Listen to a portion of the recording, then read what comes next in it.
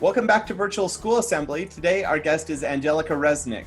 Anjelika is an Olympian competing in rhythmic gymnastics in London during the 2012 Games. She earned a bronze medal at the first Youth Olympic Games in 2010 and is a 5 times Pan American Games medalist.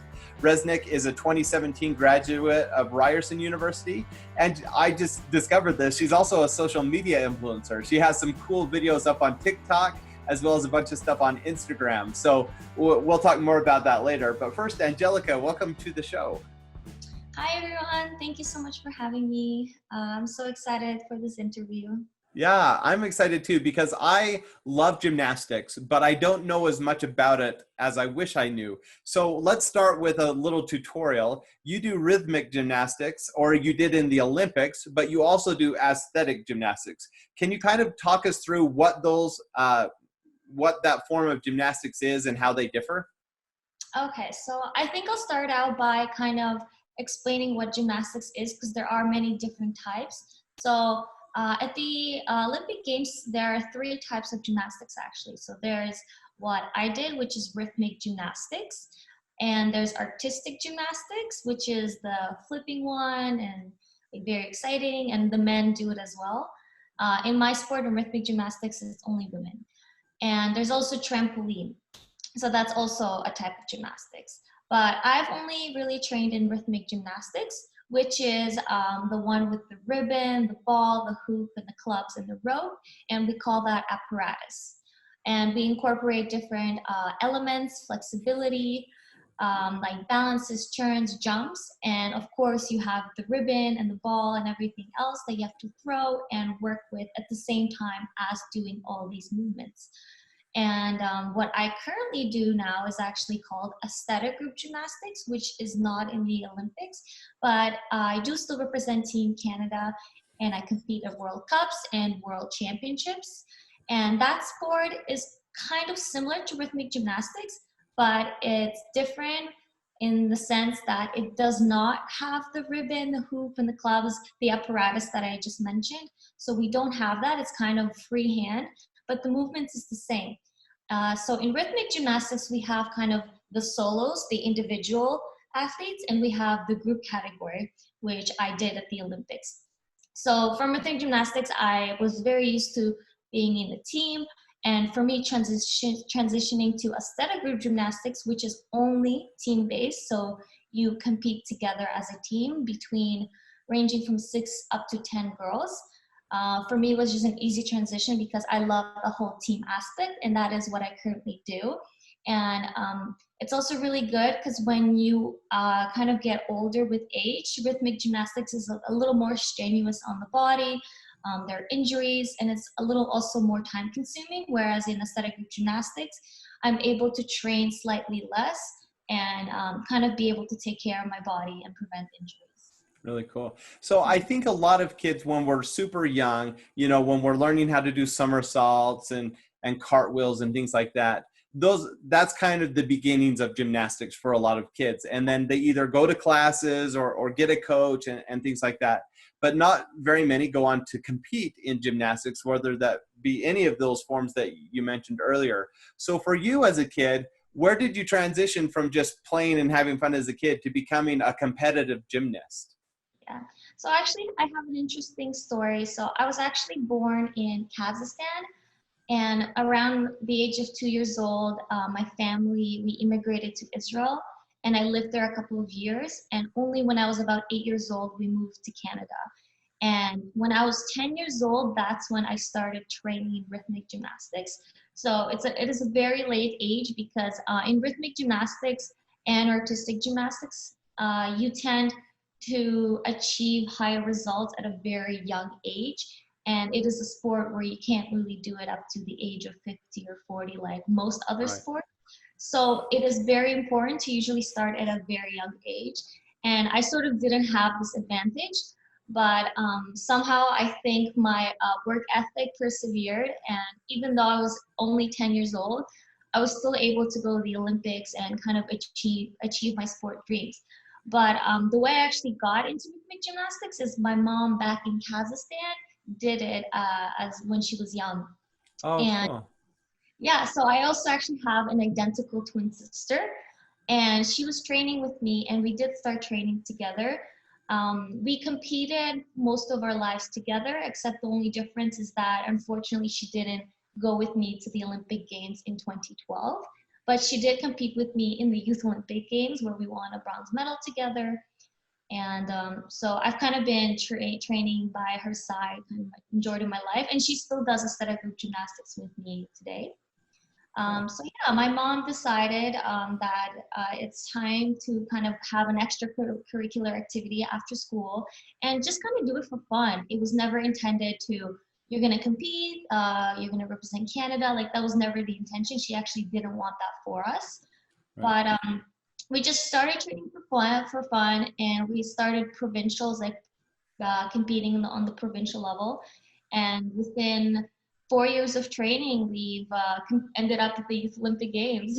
Wow. So that was back in 2010, and it's not totally uncommon in gymnastics. As you mentioned earlier, a lot of gymnasts peak, as young as 15, 16 years old. It's not uncommon to see an Olympic gymnast that's that young. Yeah. So for you, it sounds like that was similar. Were you then 14 when you went to the youth Olympic Games? Yeah. Wow.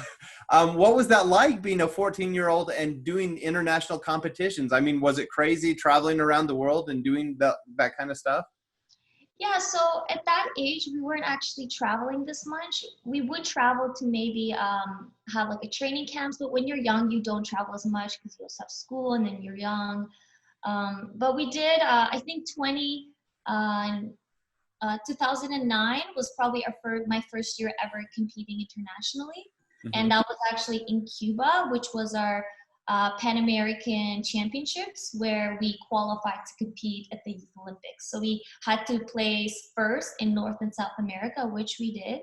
And we ended up qualifying for the first ever Youth Olympics. And that was, I think now I look back at it, you probably, you don't realize it as a young athlete, kind of like how major it is and kind of the whole aspect of it. And because when you compete and when we were there, we just kind of did it I personally love training and competing.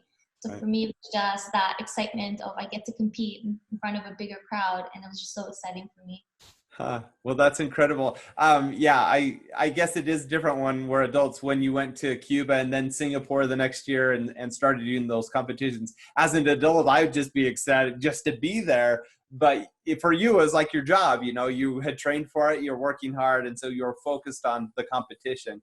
And that totally makes sense. Now, you were young and you were juggling a lot of things between school and competition and other things. What were some of the things that you did in order to, maintain your academics while also excelling athletically? Yeah, I would say that was definitely a huge challenge because even after high school, I went to university right away, and I was a full-time student and I was a full-time athlete. But I think sport really teaches you discipline, and I am really thankful for that. But when you have a really set routine and schedule, and you kind of have everything outlined, like I go to school, I eat, I go to practice, and I do homework, and I go to bed.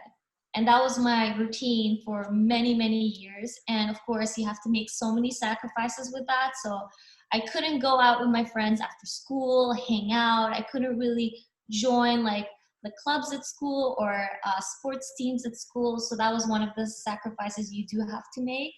I obviously don't regret any of my decisions, and I'm so happy for sport I got to do that because now that I'm not training as intensely or I'm not in school anymore, I still have time to do everything else that I still missed out on, Hmm.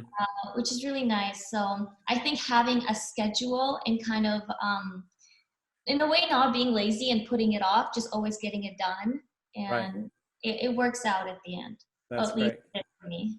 Yeah. So you competed for a number of years and you're still competing in aesthetic gymnastics as part of that team. But now you're also doing some coaching and you do master classes and things like that. What has been your experience transitioning from the competition side of things to the coaching side? Yeah.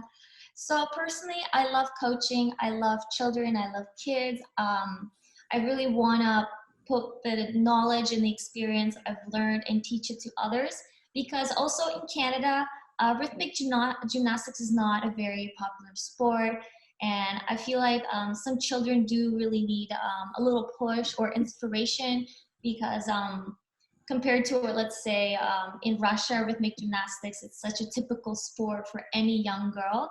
Here, it is a little different.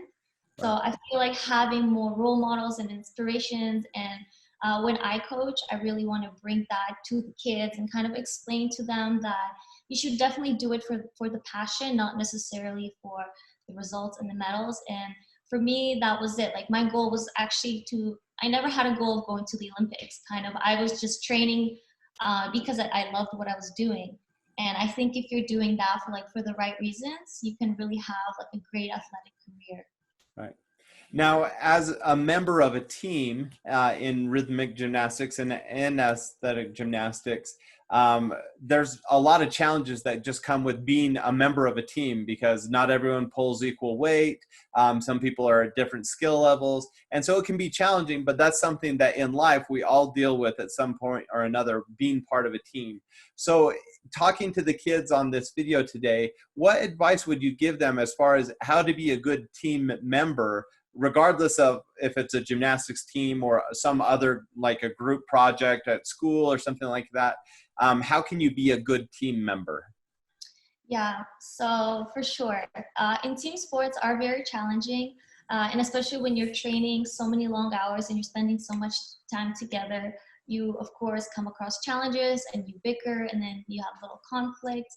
But what I've realized that I think if as every team member you respect each other, I think that will definitely de-escalate some of the conflicts, because if you do have some kind of conflict or you're kind of always bickering with someone, it is not going to go away. And the only way is to sort of have patience and respect each other just as people and as humans. And you got to really understand where the other person is coming from.